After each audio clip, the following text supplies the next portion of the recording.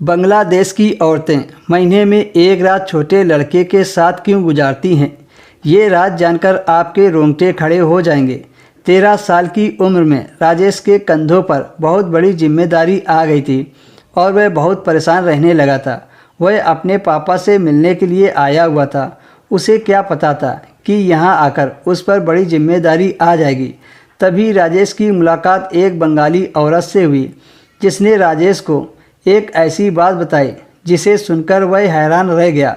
वह तो 13 साल का लड़का था, उससे भला ऐसा क्या काम हो सकता था जिसके बदले में वह औरत उसे कुछ दे रही हो। राजेश को उसकी बात समझ में नहीं आई थी, लेकिन हालात ने उस औरत की बात मानने के लिए राजेश को मजबूर कर दिया था। और फिर जो कुछ उस औरत ने राजेश के साथ किया, वो जानकर तो आपके पैरों तले से ज़मीन निकल जाएगी। एक बार की बात है, राजेश अपने पापा से मिलने बांग्लादेश आया था और उसके पापा उसे लेने के लिए एयरपोर्ट आ रहे थे। तभी रास्ते में ही उनका बहुत बुरा एक्सीडेंट हो गया था। उसके पापा बुरी तरह घायल होकर अस्पताल पहुंच गए।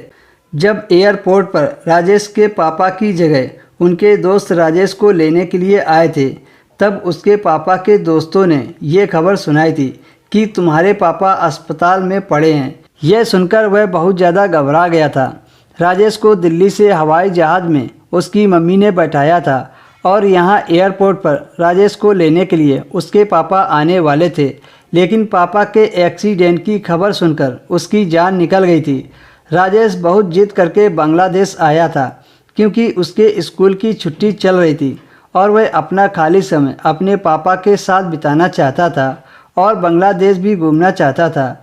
राजेश अपने माँ बाप का इकलौता बेटा था, इसलिए उसकी जिद पर उसके मम्मी पापा मान गए और राजेश को अपने पास बुला लिया।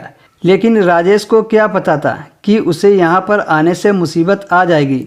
जब राजेश अस्पताल पहुँचा तो अपने पापा को देखकर उसके आंसू निकलने लगे, क्योंकि उसके पापा बहुत बुरी हालत में अस्पताल में भर्ती थे।